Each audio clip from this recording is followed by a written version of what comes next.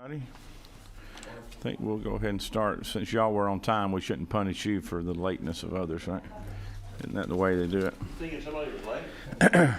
I wasn't going to point you out, Senator, again, but since the cameras are rolling, we can go ahead and name you on the TV here, in case anybody's watching.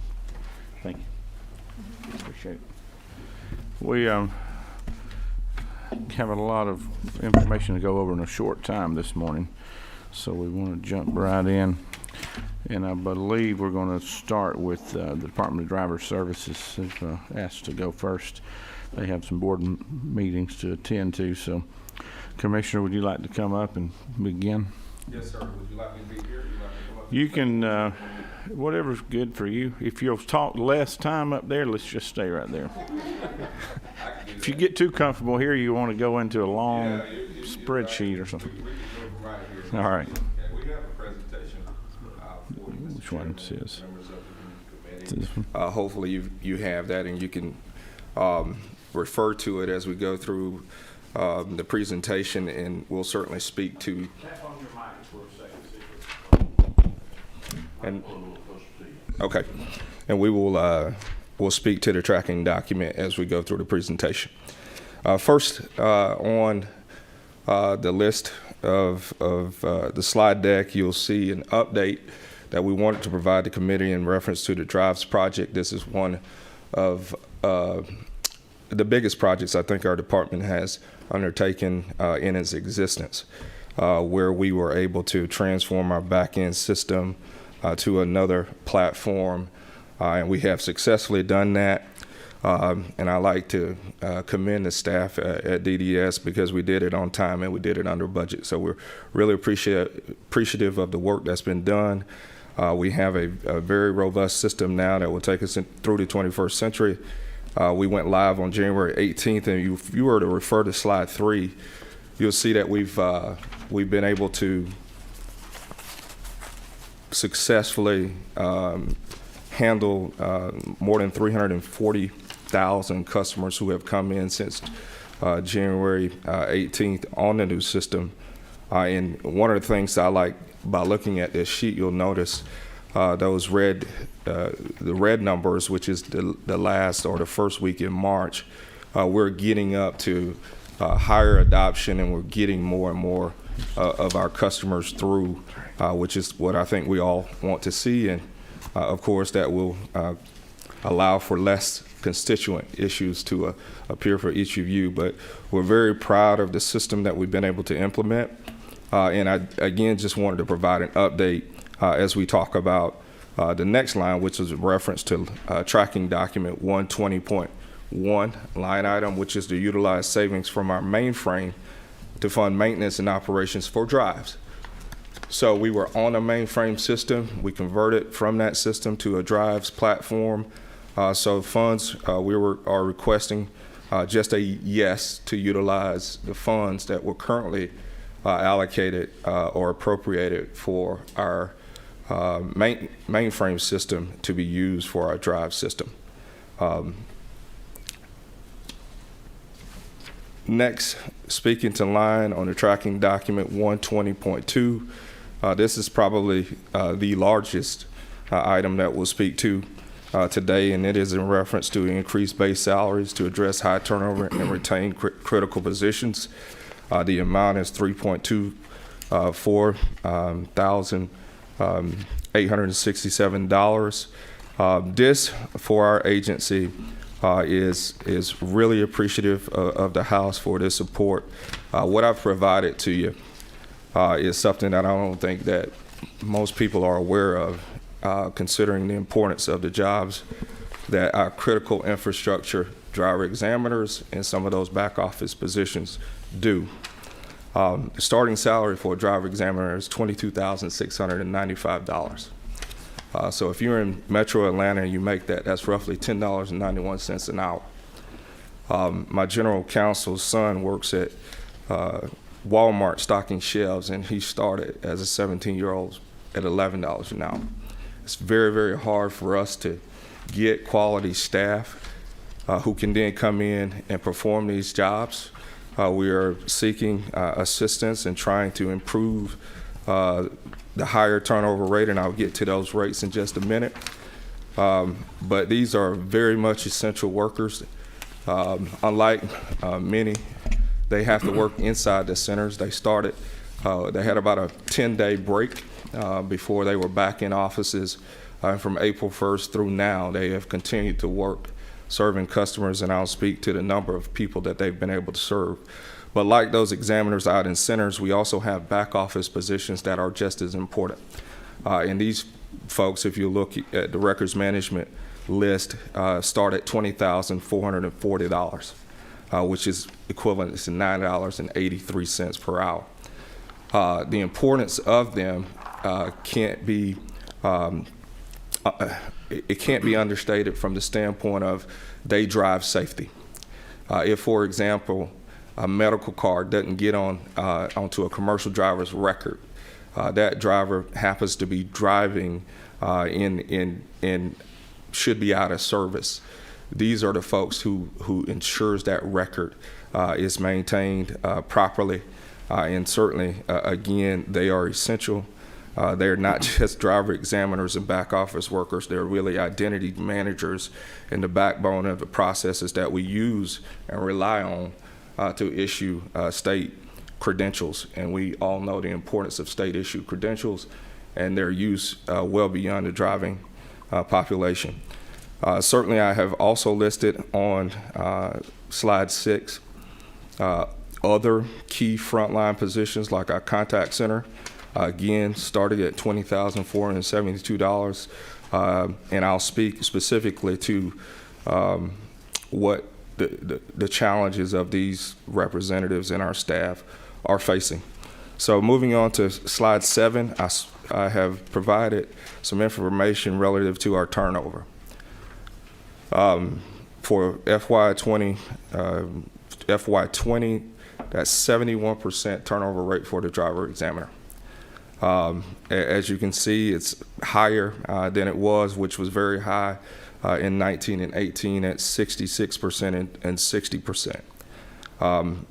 Again, if we can get these people to stay, and they're very dedicated, at the 18 months they become driver examiner 2s. Their salary goes up slightly, but we also see above 20% turnover rate even at that level. We're competing at this moment with fast food restaurants to get workers. TJ Maxx, folding clothes, literally that's our competition at the moment. So we are very much hoping that the Senate sees the need and the urgency to improve the retention of these workers. Next, on slide 8, I just wanted Commissioner, can I ask you a question about Yes, sir. that? Salary information wasn't in the original budget that the governor sent out. Yes, sir. Have y'all had a conversation with OPB about that, or? I have had a conversation with the governor's office, and they are aware of the what was placed in. So I imagine they support it if we keep it in there then? I imagine they will support it, yes, sir. Okay. And have you done any salary studies or looking at what your numbers are and what they should be, or is this just something that just popped up? Well, what we were able to provide is, at the request of the House, is essentially an outlook of increasing the salaries anywhere from 1% up to, I believe, 15%. And they landed at 10% for the examiners and 5% for some of those other workers. Obviously, even at 10% for those examiners, they're still, they'd be less than $25,000 a year, right, even if they receive this pay increase. Okay. Thank you. Yes, sir. Slide 8 just speaks to, again, that bottom number is what I really wanted to provide for the committee. 2,179,330 customers have come into our centers since the pandemic, face-to-face with our examiners. So we're asking these staff not only to come in, but to have face-to-face interaction with our customers as we get them processed, and they have done so with absolute excellence. And I just want to speak real quickly to, on slide 9, to our contact center challenges as far as those workers who are at our headquarters location. They saw an 878,000 call increase during the past year from the prior year. So we had a volume of 1.2 million calls in calendar year 2019, and saw that that increased to 2,082,000 calls in calendar year 20. So 73% jump in volume. I can speak to the turnover, but I can also just speak to how hard it is to hire someone, right? We go through an intense background process. These people have to be background at the point that we get a person background. In many cases, we lose that employee because they get employment again at retail establishments or restaurants in which we can't bring them aboard. The next item is in tracking document 120.3, and it's to provide voter identification outreach to facilitate the Georgia ID registration process. This was added by the House, and by law, Georgia already allows for the agency to provide a free voter ID, which has an 8-year term. While this document or this credential is not Real ID compliant from the standpoint that it has a star on it, like a driver's license or an identification card, all the Real ID requirements are still required to get it. So the person would have the same vetting process to get this free voter ID card as they would if they were getting a driver's license or an identification. You just piqued somebody's interest. Yes, sir. Say it again. Thank you, Mr. Chairman. So that I'm kind of curious, if you're going to go through all the same steps as the Real ID, where's the disconnect? Why am I missing those two not being on the same playing field? Well, the federal government establishes the Real ID Act, right? So we follow what's provided by the Department of Homeland Security's federal Real ID law. The voter ID is not considered a credential by DHS to be Real ID compliant. They consider the identity document, or excuse me, the IDs and driver's license to be those Real ID credentials that should be presented if you're flying and things of that sort. But you're saying that your voter ID is fully compliant with the Real ID Act. It's fully compliant from the standpoint of the vetting process, yes, sir. Okay, and you issue IDs for identification purposes that are accepted by the feds. Yes, sir. What's the difference between a voter ID and just an ID that you issue? Only. Do you label it? Is the ID yes, labeled? It's labeled differently. It says voter ID at the top. It doesn't state state identification. It says voter ID at the top of it. And that's the only difference between the two? Yes, sir. Sounds like a possible fix. Thank you. Yes, sir. So do you think $250,000 comes close to paying for that? This was placed in by the House. We certainly will utilize it as best we can in order to get the information out to the public. We issue relatively low numbers of these, right? We don't issue a lot of them. Most Georgians have a state-issued ID. They do? And most Georgians have a driver's license. So we don't issue very many of these types of cards. Maybe too early to talk about that, right, Senator? Go ahead. Okay. And the last item that we have is 121.1, and this just simply reflects an adjustment in employer's share of a teacher's retirement. We have one employee who will be affected by this, and that $836 is for that purpose. So, Mr. Chairman, that completes my presentation, and I'll certainly answer any questions that you or the committee might have. I would encourage you to if you have any information on those costs of that ID system, to share it with us before tomorrow. When you say cost, Just if you think 250,000 will oh yes, sir. cover it, then Yes, that's sir. fine. We can provide that. Yes, Okay. sir. Can we get a sample of You want a sample of the card? those? Yeah, what they look like. Yes, sir. Yeah, we got to move We can on provide now. that. Well, thank you so much for being here, and I know you have to get to your board meeting, and we have a caucus event at 9 o'clock too. We need to try to push to get through. So, Thank you, Mr. Chair. yes, sir. Have a good day, Commissioner. Next will be the ATL presentation by Director Chris Tomlinson. Good morning, Mr. Chair, members of the committee. It's my pleasure to come before you to discuss the FY22 budget that's passed by the House, and I'll also point out any distinctions between the governor's recommendation and the budget that passed the House. And each of you should have our presentation in front of you. So I'm going to jump around a little bit in the tracking document, but the line numbers are included in the following slides for your reference. But if you'll turn to slide 3 in our presentation, it's the one that says Greta in the upper left corner. Basically, I'd like to begin with Greta. The FY22 recommended budget maintains a flat budget for Greta. This keeps the base budget of $330,465, as well as the fact that Greta is administratively attached to the Department of Community Affairs.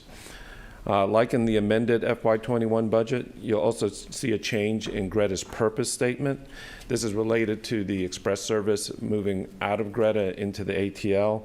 So the new purpose statement for Greta as an agency is the purpose of this appropriation is to improve Georgia's mobility, air quality, and land use practices by conducting transportation improvement studies, producing annual air quality reports, and reviewing developments of regional impact. So there's no longer any references to the operational responsibilities that have been moved. If you'll turn to slide 4, the ATL. Want to first look at the ATL as it currently stands as being administratively attached to the Department of Community Affairs. And what you're seeing in your documents on line 80.98 is a transfer of approximately $12.8 million out of the Department of Community Affairs budget, because as you'll see on the next slide, ATL is being moved to being administratively attached to DOT. This move was part of HB 511, which was passed in last year's legislative session. So on the following slide, on slide 5, I'll show you the other side of that transfer. So now you'll see on slide 5, it appears the ATL as being administratively attached to the Department of Transportation. In your tracking document, this appears on line 344.98. And you can see the $12.8 million that was moved from Community Affairs over into the DOT's budget under payments to the ATL. Now, of that $12.8 million, approximately $10.7 million supports the express commuter transit service. The remaining $2.1 million supports ATL's planning. If you're not that familiar with the state's express commuter service, the next slide gives you an overview. So you know we put out a annual report which has a lot of this information, but just a couple of highlights. So Express is the state's commuter bus service. We operate in 12 out of the 13 counties within the ATL's jurisdiction. So we have park and rides in 12 out of the 13 counties. We run 27 routes. We have 27 park and rides. That one-to-one relationship is just a coincidence right now. And in FY20, we carried approximately 1.4 million passenger trips. Even during the pandemic, as service was reduced, we did maintain at least 1 a.m. and 1 p.m. route for each of the 27 routes rather than fully suspending service.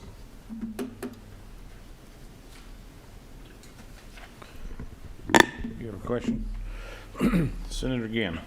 Thank you, Mr. Chairman. So, kind of curious, if I look at Okay, that money that's going into the express thing, how much of that is matched with federal? What's the total for all those express buses? Yeah, our operating expenses at the end of FY20 was approximately a little over $24 million. The makeup of the funding was the $10.7 million in state appropriated funds, approximately $5 million in fare revenue, and the remaining $9 to $10 million was federal funds. Thank you. You're welcome. Yes, ma'am. Are you number 10? And yes. Okay, go ahead. Thank you, Mr. Chairman. You mentioned 12 of 13 counties on one of your slides, and I represent Clayton, so I just wanted you to just speak to that so I can be clear on what we're talking about. Absolutely. So we maintain park and rides in all 13 of the ATL's counties with the exception of Fayette County. Clayton County, we do have service, actually fairly robust service between the commuter service we provide all the way into Atlanta, and then of course Marta is operating there. And I want you to know that while we share some park and ride locations with Marta, the service is not duplicative. Marta does not do the multi-county service. But if in the future Marta decided they want to pick up service since they run from Clayton to Fulton, we could definitely entertain a shift in providing the state resources in other places. Follow up, Mr. Chairman.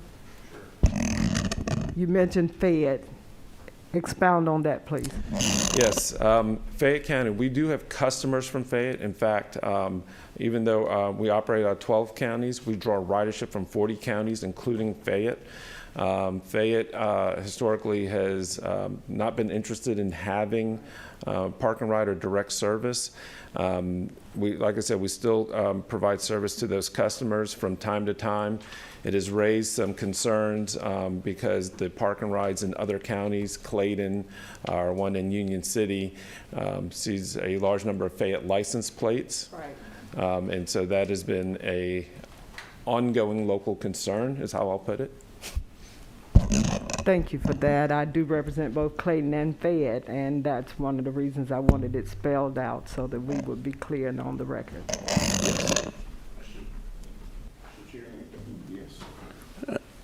Maybe I'm missing something here, but the total cost of running the Express was $24 million? Approximately, yes. And you had passenger trips at 1.4 million. How many miles do you think the average passenger rides?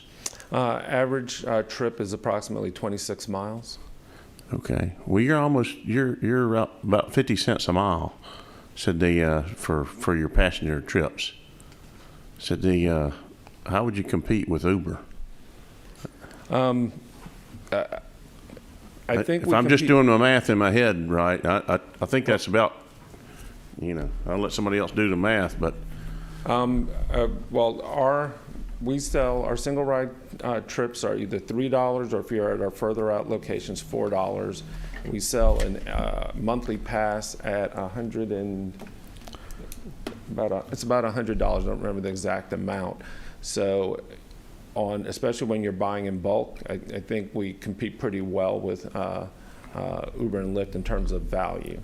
I don't know if Uber or Lyft does a bulk deal, but to me, I'm thinking you're based on your number said the about 50 cents a mile for moving a person.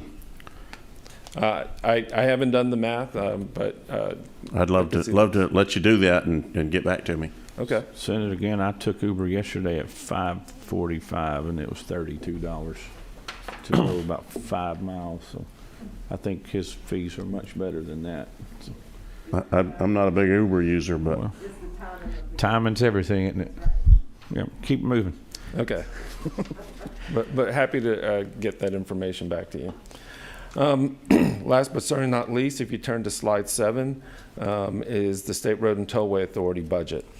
So there's a number of things here.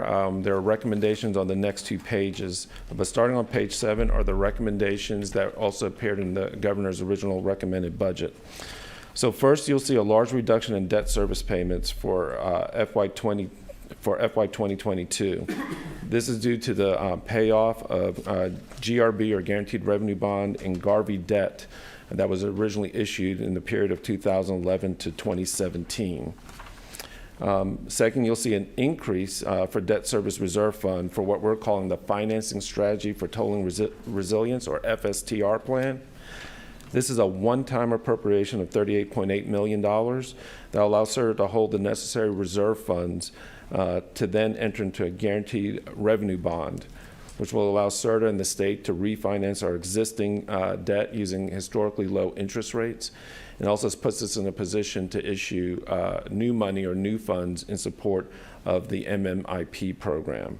And I'm going to go into a little bit more depth on an upcoming slide on that. But at a high level, this plan is estimated to save over $411 million in interest over the 30-year term of the bond, as opposed to not doing this plan.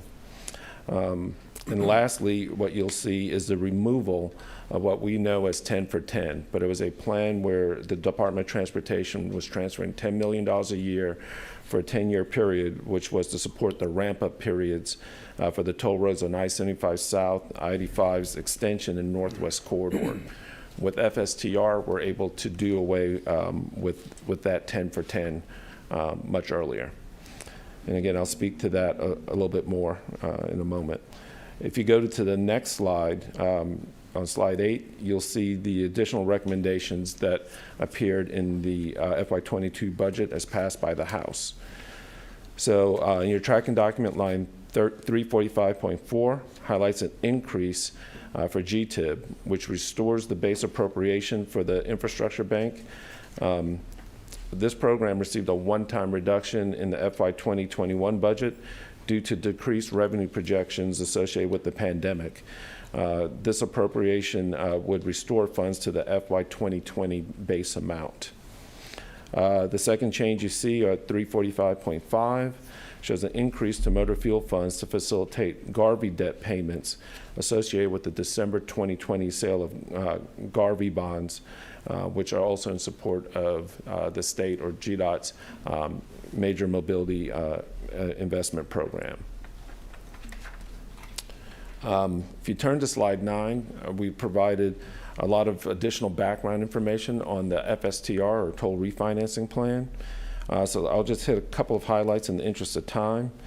So as I mentioned before, due to lower interest rates afforded by the state's exceptional credit rating, a large amount of savings can be realized over the term of issuing a new guaranteed revenue bond. As I mentioned before, not only does this allow CERTA to restructure its existing debt and plan for the future, but it also allows CERTA to pay for its own tolling costs rather than having them funded by GDOT. What this has the net effect of freeing up additional funds for GDOT for other capital construction projects via MMIP, and when you couple that with also eliminating the 10 for 10 plan, which was originally scheduled to go through 2027, it's just freeing up more capital dollars for GDOT to program throughout the state, be it MMIP or otherwise. And the last thing I'd like to point out is that the principal, the interest, the operating costs all associated with this guaranteed revenue bond debt would be funded completely by toll revenues, thus creating and keeping tolls as a true user fee, not relying on state motor fuel or other funding sources for that. So put simply, and you'll see that at the bottom of the slide, the debt that's paid on this toll refinancing plan will be paid by toll revenue. Therefore, motorists who don't use the toll roads will not be contributing to pay for the toll system debt. And I think that's really one of the highlights of this, in addition to the savings by the low interest rates. If you turn to slide 10, and I'm almost done here, we just gave you a pie chart that just shows where the state fund budgets are, so you can see in context of one another how large they are. Again, I note that the 10 for 10, which was normally part of this pie chart, is no longer there. And since I mentioned the increase to the GTIB base, just a quick background on the program I think most of you are already familiar with. But So to date, we've awarded over $165 million in grants and loans since 2010 when this program first was up and running. Last time I was before this committee at the AFY budget hearing, I showed you a map of all the awards through round 7. What you see on the slide here are the awards in round 8, which was a loan-only round. A couple of things I'd point out. We received 6 loan applications. We awarded 5 of the 6.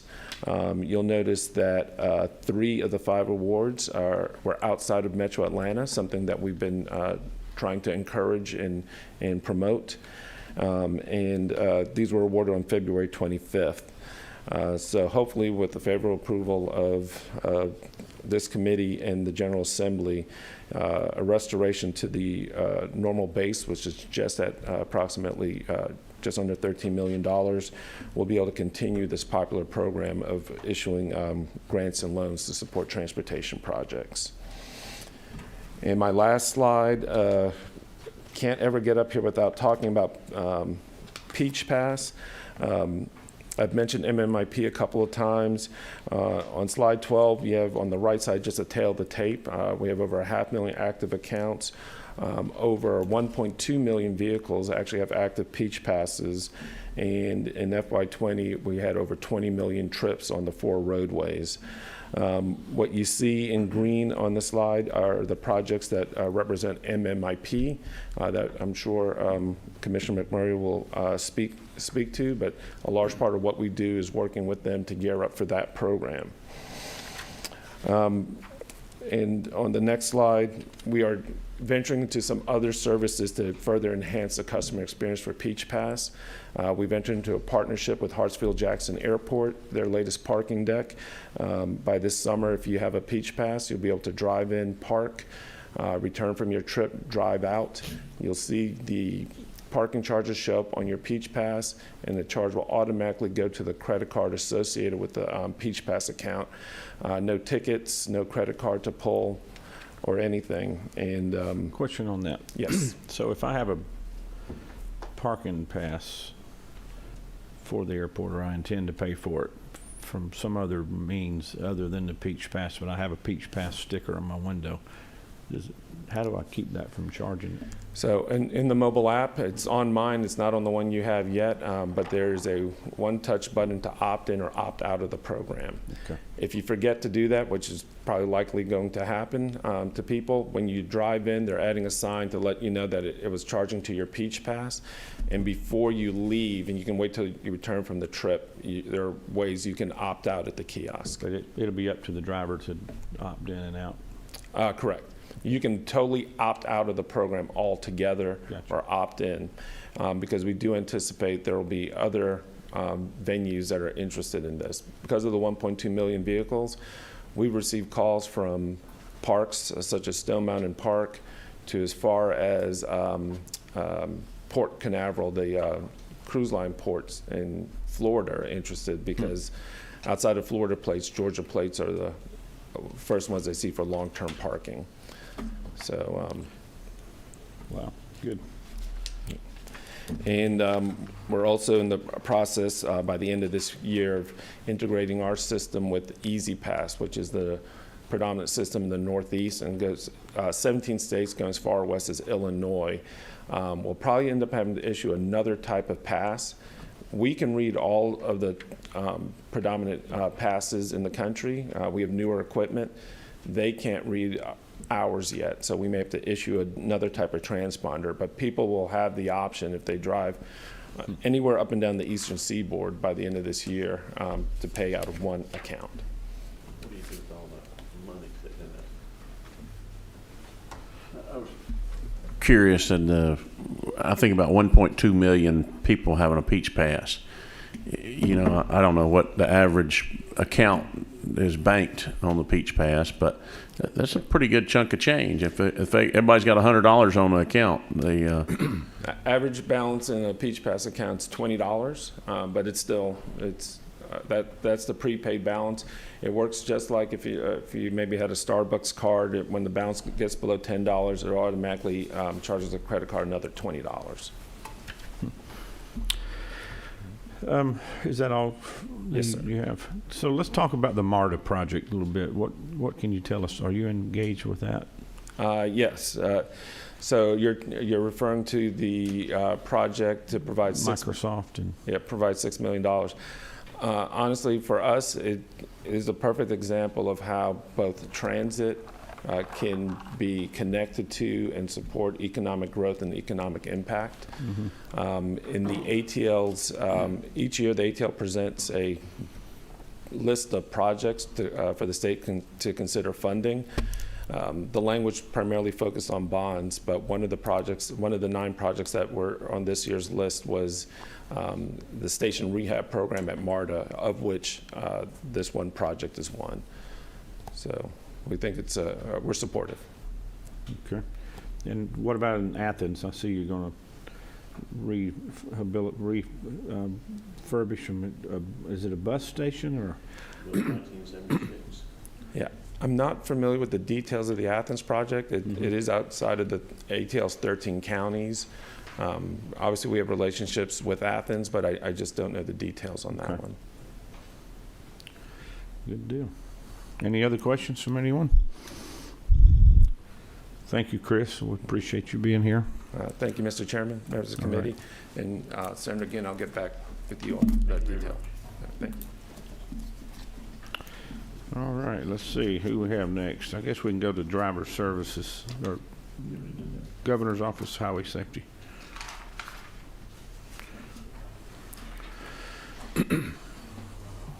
Is Alan Poole here? I thought I saw him earlier. Did I not see him? Yeah, we can move on. I guess that brings us down to the Department of Transportation. I see Donnie in the back of the room. How you doing this morning, Donnie? Little sidebar humor there. Commissioner, you'll have to get with him later and he'll explain it. I'm afraid to ask, Mr. Chairman. Mr. Chairman, thanks for the opportunity and members to present. And one thing I'd just like to start with, I want to acknowledge Brent and thank him for being so responsive and keeping us well informed and working together. So thank you, Brent. It means a lot. Let's jump in. You do have a handout for the FY22. Again, as very much as Chris Thomason has talked about, we'll compare and contrast a little bit from the governor's rec to the House rec moving forward. If you slide over to slide 2, we'll jump right in to look at this slide. Shows you the total transportation revenue, be it motor fuel, state fee or transportation fees, and or general funds, as we'll talk about in a little detail. But this is the totality of the state budget dedicated to transportation. The first is motor fuel, which constitutes the largest amount at $1.96 billion. This is an increase over the base of about $216 million, which is just, I always like to compare back. If you go, that's about a 12% increase over our base. Again, pre-COVID kind of budgeting initially, and now we've got a reconciliation really of what this year looks like. And I remind the committee that February's excise revenue was up 1.3% over February of 2020.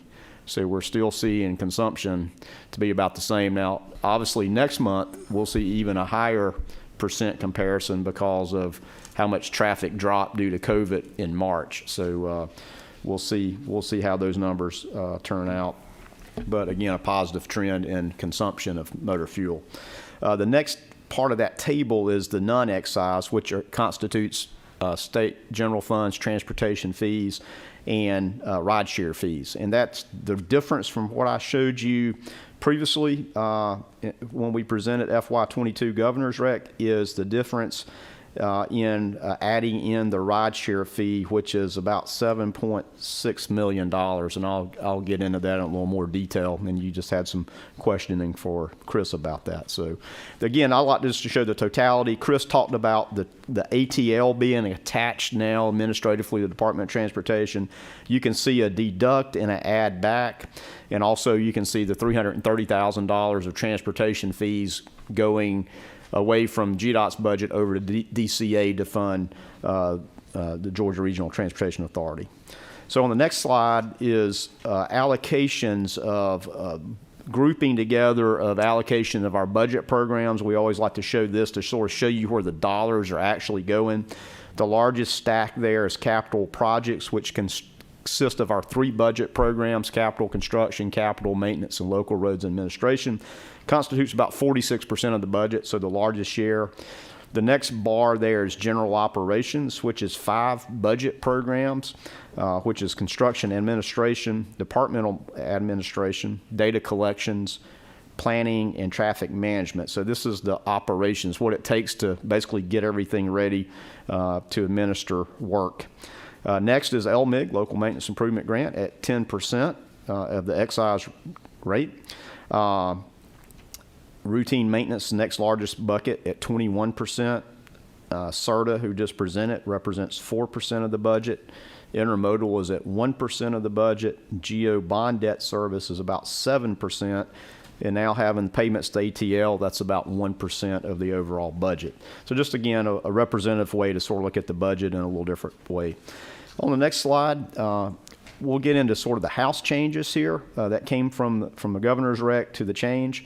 And I'll draw your attention to the second line first, capital maintenance. And if you see the change there, you see a negative $67.1 million. And as you recall in my previous presentation, we talked about getting coronavirus relief funds federally back in December. And so as we were looking at how do we use those federal funds strategically, we talked about what we could do. And as if you remember, in Amendment 21, we moved about $92 million out of capital maintenance into capital construction to help us advance projects. We're doing the same here in fiscal year 22, moving $67 million out of capital maintenance and distributing that into 2 other budget programs. Now, don't worry that we're not going to do capital maintenance, being resurfacing and rehabilitation. We're backfilling that $67 million with $112 million of federal COVID relief dollars.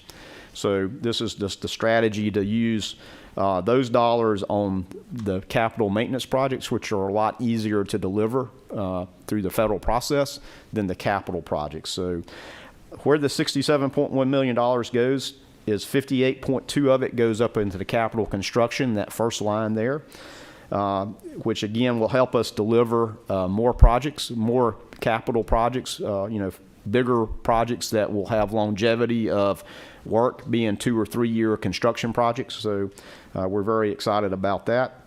The House also had a recommendation for $500,000 for road safety improvements, which is basically a new railroad crossing in Jefferson, Georgia. So that was added in as well. The next line on this table is Program Delivery Administration, which is just a name change to what is currently called capital construction. And this is a friendly change to us. Often I take time to explain what construction administration is. Most people don't think it's something really it's just about construction. It's not. It's everything it takes for us to deliver a project, from the very conceptual development of a project all the way through construction closeout. So this change is probably a little more descriptive of what that budget program actually does. That includes environmental, right-of-way, design, construction, materials and testing, the whole gamut of everything it takes to deliver a project through what we call the program. The next change is the balance of the $67 million, $8.9 million was distributed into the State Road and Toll Authority. Chris just talked about his budget there. So again, that goes to help fund the CERTA. And then down at the bottom, under the bottom of that second table is basically fee component, and that is in fact the biggest part of that out of the $7.68 million. That is a result of HB 105, which was the rideshare fees being recognized into the budget, into our intermodal program. All but $50,000 of that is rideshare fee. There was a $50,000 add by the House to provide security fencing to our state-owned Ogeechee Railroad, where there's some security issues that they needed fencing around the yard. We didn't have a budget to do that, so that was added in there. You've already mentioned the $6 million line item for Marta. That is a $50 million project, station upgrade. So the $6 million goes with the $44 million that comes from Marta, the more Marta item there. And then the Athens Clarke County $1 million, that goes to about, that matches $4 million of local from Athens Clarke County and $20 million of federal to actually it is a bus facility rehabilitation and upgrade. Athens Clarke County's bus capacity in there has grown significantly from when this facility was built, which I forget, it may have been 30 or more years ago. So yeah, so it's been a maybe 40 or more years ago. So those were added by the House. So over on the next slide is the tabulation of the changes from the base. So it's a little bit different from the previous slide. This is a compared back to the FY21 base to what the FY22 request is moving forward. The first line item is Geo Bond Debt. We did have an overall $34.7 million increase in bond debt. This was Geo Bond Debt being allocated back to the department, of which motor fuel, and this slide is all about motor fuel, we added additional $15.2 million in motor fuel to cover the increased bond debt. Capital construction I just talked to you about. So again, that difference of adding more dollars to capital construction that came from capital maintenance. You can see the deduction in capital maintenance in red on the third line down. And basically the rest of the budget programs are as we previously have discussed with you, really no change from the governor's recommendation. And then Chris talked about payments to CERTA at the very bottom. There was, again, a little bit overall debt reduction in payments to CERTA, which is a good thing. On the next slide, this is the budget that's the fee component to our budget. And again, the first one is $19.4 million in fees that are going to pay debt, and that's the other half of the $15 million I mentioned earlier to cover our bond debt service. CERTA basically remained the same on our fee component. You can see the transportation fees that are going to support ATL operation, the $12.8 million that Chris just talked about. And then the intermodal is the change that we talked about, the $7.688 million resulting from rideshare.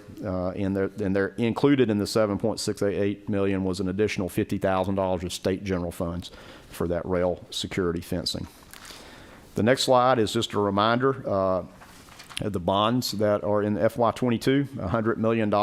We were splitting those fairly equally between bridges and in roadway projects, main roadway projects that we've deferred due to the impacts of revenue loss.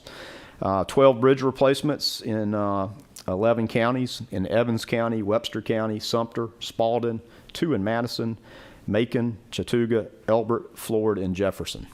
So those are going bridge bond projects to replace state-owned bridges.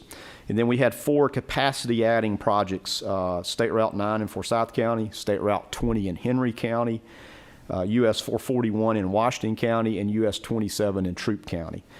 So we appreciate that consideration. And then also $10 million to upgrade short line, Georgia state-owned short lines to Class 2 standards. It's 286,000 pounds, up to 25 miles an hour. So we're talking about moving fast on rail. And those are being applied to the heart of Georgia. About a little over $7 million to upgrade bridges and track between Preston and Vidalia. In the Georgia Southwestern Railroad at $2.95 million to upgrade bridges and tracks between Cuthbert and Lynn. So that helps us, again, to get our Class 3 railroads up to Class 2 standards, if that makes sense. Mr. Chair, that concludes our presentation. Glad to entertain questions or comments.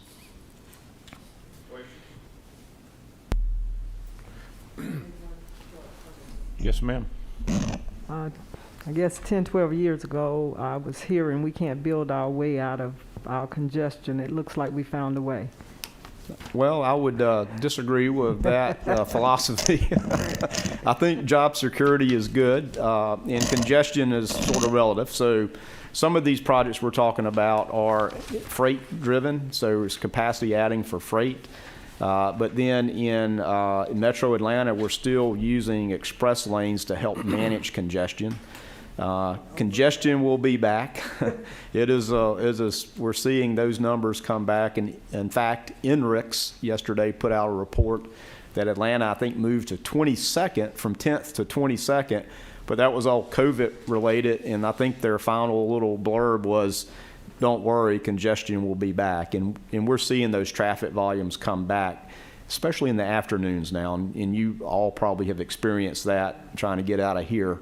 The mornings are still down as far as volumes, but afternoon volumes are picking up pretty steadily. So it's a hybrid. So some of those bond projects that are capacity adding are generally, some of those are freight. Obviously, the one in Forsyth County is a parallel route to State Route 400, so it does add capacity to a very heavily congested area. But also, our work continues on express lanes around 285 up 400. Getting some of the freight bottlenecks like I-20 on the west side and 285 and I-20 on the east side. So a lot to do. So I wished it was that simple. But it's sort of all the tools in the toolbox approach, I think, to help our way through congestion. Thank you for keeping us moving.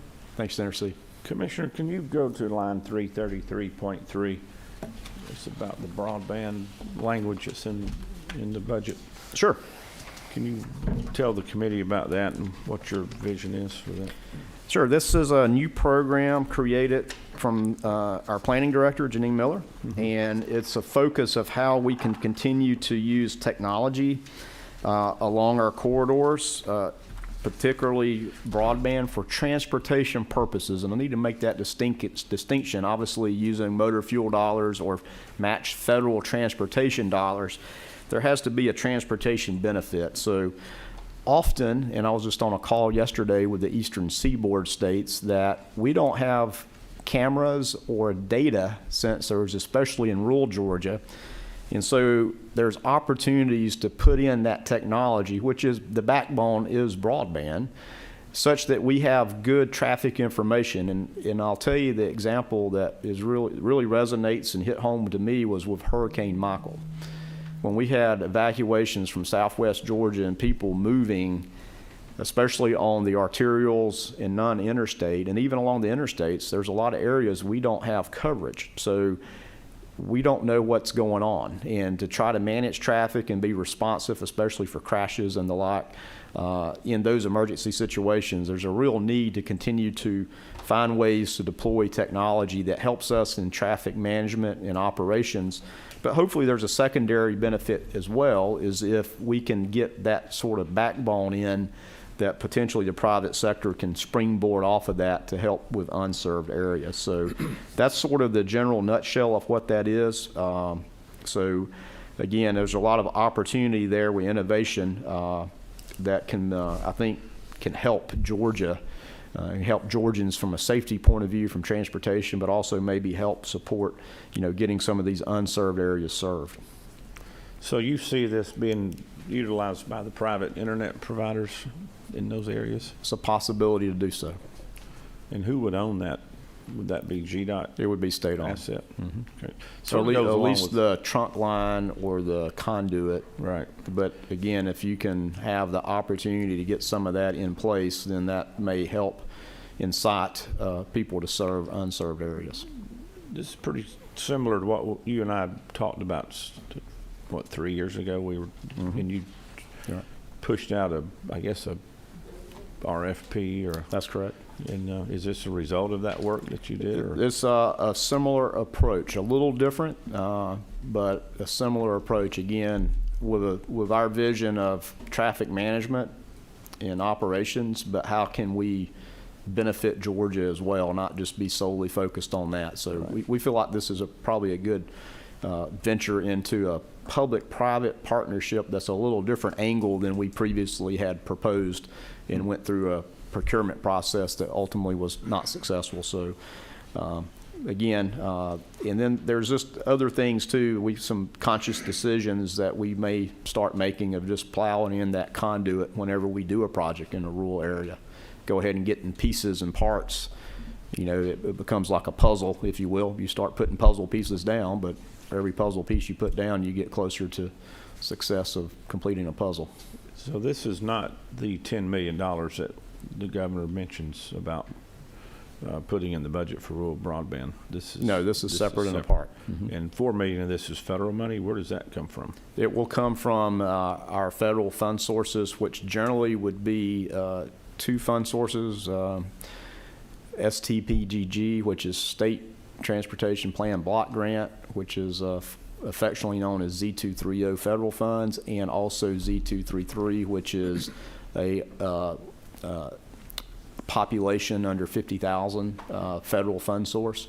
But again, it has to be for transportation purposes. I have to make that very clear that this can't just run fiber to serve a unserved area. This would be serving a transportation need that then the private sector may be able to add on to, utilize capacity to help unserved areas. And the remaining $6 million, is that motor fuel? That would be motor fuel. Okay. Senator, again, you have a question?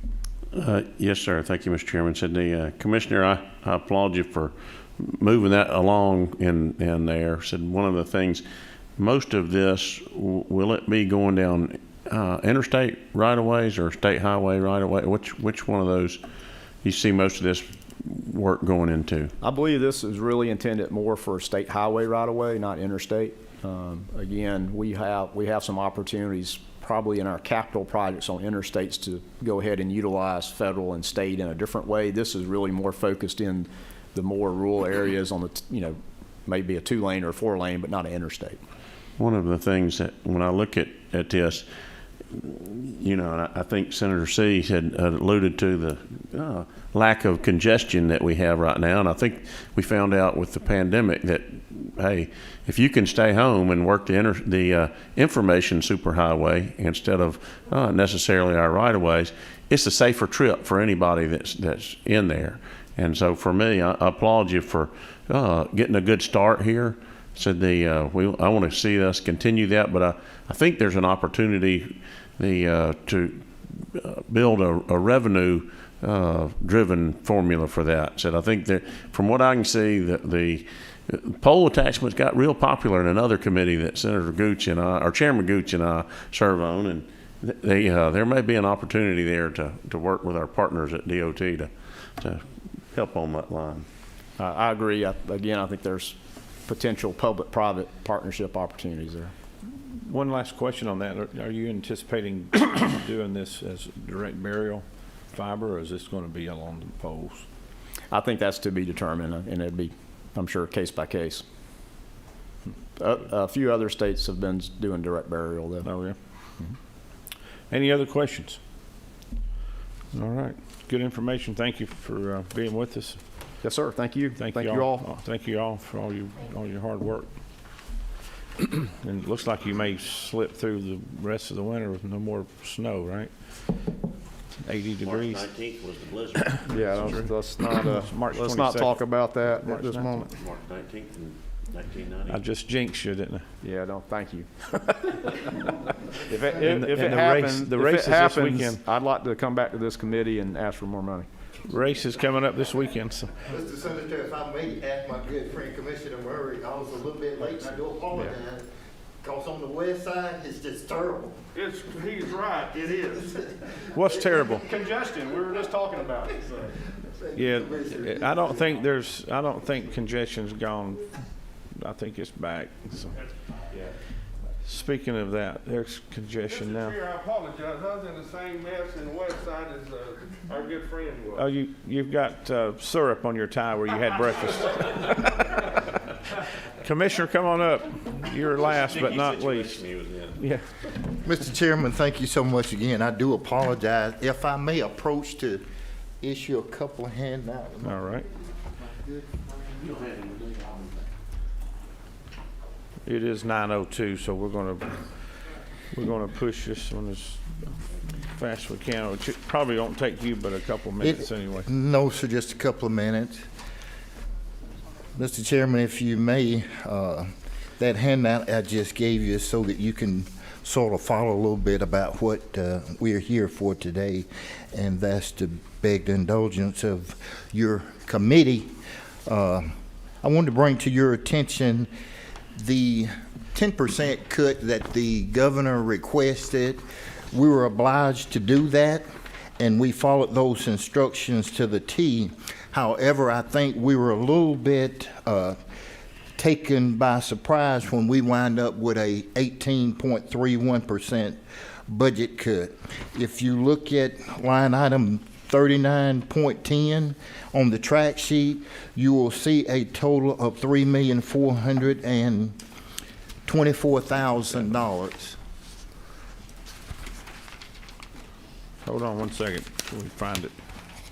Thought I had it. 39.10. Yeah, there we go. I would use the Senate numbers. So that would be 262.1, I believe. Yes, sir, you're right. Is that right? Yes, sir. So, in essence, Mr. Chairman, what happens to GOHS, we're having to include the Joshua's Law funds in our agency, which actually obscures our total funding. And so that $2.9 million from the Joshua Surcharge Law from citations is included, but my budget for GOHS is only $510,000. And as we took the hit from 18.31%, that was an actual $615,000 budget. The 10% would have been $63,141,000. And so what we've asked is that $52,000 to be put back into our budget so that we could meet the obligations that we so dearly need. And when you look at the $510,000 budget of GOHS, that is a budget that provides for 8 staff members. And out of those 8 staff members, we've been cut to $510,000, which have caused me to lose a position in the planning and administrative budget. So once again, and we hope to take it up with OPB, we've got to find a way to remove the Joshua's Law funds out of our budget so that it won't be skewed to look as though we've got a total state budget of a little over $3,424,000. That's the problem that we're having, Senator. And if you indulge me for just a second, the total number of partners we got to disperse $23 million of federal money. Yes, we've got over 108 partners that we utilize to help us disperse that $24 million that we get from the feds. So in actuality, we only receive $510,000 from the state. And we're just asking if you indulge us to help us retain or put back that $52,474. That's where we're having a problem because we are included with the Joshua's Law, which don't affect the Governor's Office of Highway Safety at all. Well, let me just say I'm sorry that Senator Mullis did that to your budget last year, but I'm sure he's about to offer some reconciliation to that. Senator Mullis, do you have a question? Well, I was wondering if we could just have a unicameral kind of legislature, and that way that we wouldn't have to repair all the mistakes that the House makes. What do you think? Would you like to cut them out of the process next year? Yes. Okay. Drop but I'm for restoring the good commissioners' I know you are. Yeah, that sounds reasonable. So, any other questions?